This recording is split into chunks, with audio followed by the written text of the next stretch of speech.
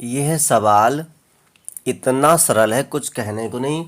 मैंने आपको बता दिया था। फिलहाल तो प्रत्येक सवाल सरल होता है, लेकिन ट्रिग्नोमेट्री यानी त्रिकोणमिति जो है वो विशेष करके बहुत सरल है, क्योंकि इसमें ज़्यादा कुछ है ही नहीं।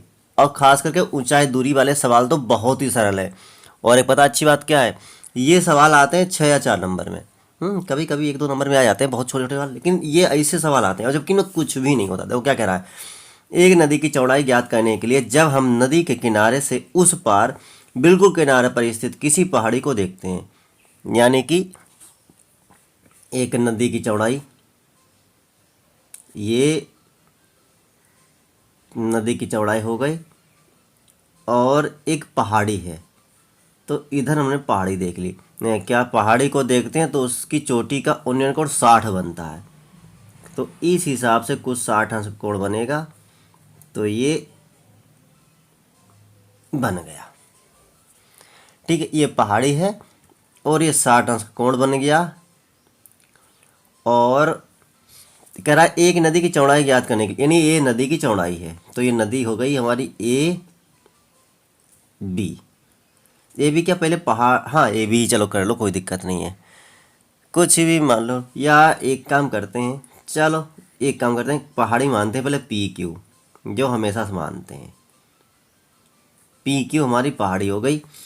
अब और नदी हो गई हमारी, नदी की चौड़ाई हो गई ए क्यू, मान लिया हमने 60 अंश है। और जब किनारे से 100 मीटर पीछे हटते हैं, यानी ये तो नदी चौड़ाई, अब पीछे इधर हटेगा, इधर हट गए पीछे, कितना हट गए 100 मीटर, तो ये बिंदु हो गया हमारा बी।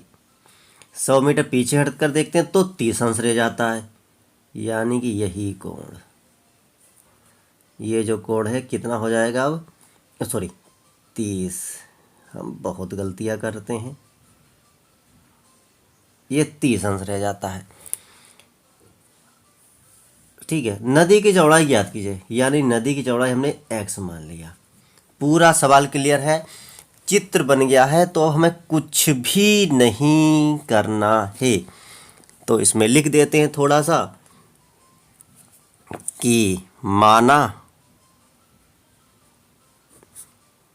पी क्यूब एक पहाड़ी है, पी क्यू पहाड़ी मान ली। और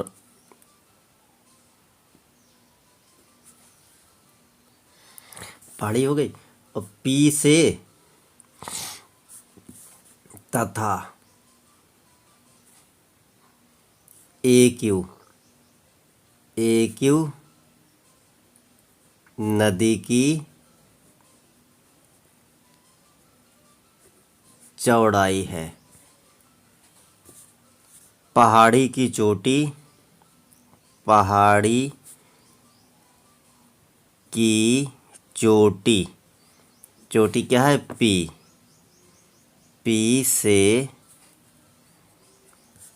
नदी का किनारा, नदी के किनारे ए बिंदु का उन्नयन कोण कितना है 60 है, 60 है। बिंदु ए से 100 मीटर पीछे, प्रश्न के अनुसार 100 मीटर पीछे हटने पर ये है 30 अंश हो जाता है, जहाँ बिंदु बी है। इतना हो गया। और पी क्यू बराबर एच, हमने एच मान लिया, तथा ए क्यू बराबर एक्स, मीटर लगा दो। अब इतना हमने मान लिया। अब बस चित्र हमारे पास है, सवाल में कुछ है ही नहीं, इतना लिख दिया जिससे पेपर चेक करने में मालूम पड़ जाएगा कि ये चौड़ाई है या ये चौड़ाई है या ये ऊंचाई है क्या है। भाई से वो जान तो जाएगा ही, वो पढ़ा लिखा है, लेकिन हमारा फर्ज बनता है कि उसको बताए। तो ये बताया है, तो सबसे पहले हम इसका हल करेंगे। तो इसको हल करने के लिए लिखेंगे समकोण त्रिभुज पी क्यू ए में, तो हो जाएगा, यानी कि लंब और आधार लेंगे। लंब आधार कितने में होता है, 10 60 में, यानी कि पी क्यू अपान ए क्यू, यानी कि √3 मान होता है 10 60 का, और पी क्यू हमारा एच है, ए क्यू हमारा एक्स है। तो एच बराबर रोक लिया, क्योंकि हमको सिर्फ एक्स निकालना है, तो हमने एच बराबर रोक लिया। एच बराबर √3 और एक्स, इसको 1 मान लिया। अब पुनः समकोण त्रिभुज पी क्यू बी में, पी क्यू बी में, यानी कि इसमें भी लंब और आधार होगा। तो 10 30 अंश बराबर लंब यानी कि पी क्यू अपान आधार यानी कि बी क्यू, और बी क्यू को ऐसे लिख सकते हैं, यानी कि पी क्यू बरा अपान में बी ए प्लस ए क्यू, ए क्यू। अब 10 30 का मान होता है 1/√3। सवाल लग गया समझो, हमारा ज़्यादा नहीं रह गया। और पी क्यू हमारा है एच, और ये बी ए हमारा है 100 प्लस ए क्यू हमारा है एक्स। तो एच हमने रोका, एच क्या किया हमने रोक लिया और ये इधर भेज दिया। तो एच बराबर 100x, 100 प्लस एक्स ऊपर जाएगा, 100 प्लस एक्स ऊपर जाएगा, और अपान में √3 है। अब देखिएगा, ये समीकरण 2 हो गया। अब देखिए एच का मान दिया हुआ है, यहाँ पर ये दिया हुआ है, तो हम लिख सकते हैं समीकरण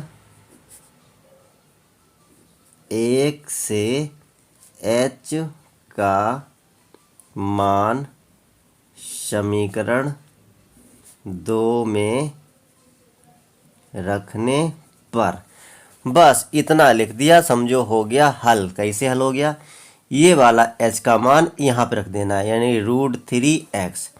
तो √3x बराबर यहाँ पर है 100 प्लस एक्स अपान में √3, और √3 की गुणा हो जाएगी, तो हो जाएगा यहाँ पे 3x बराबर 100, अब प्लस में x है, ये x इधर आएगा, तो 3x माइनस का x बराबर में 100।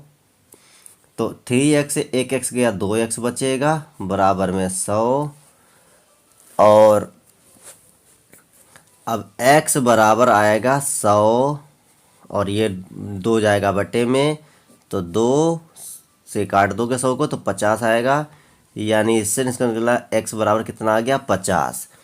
और x ही हमने मानी थी नदी की चौड़ाई, अतः लिख दो, अतः नदी की चौड़ाई 50 मीटर है।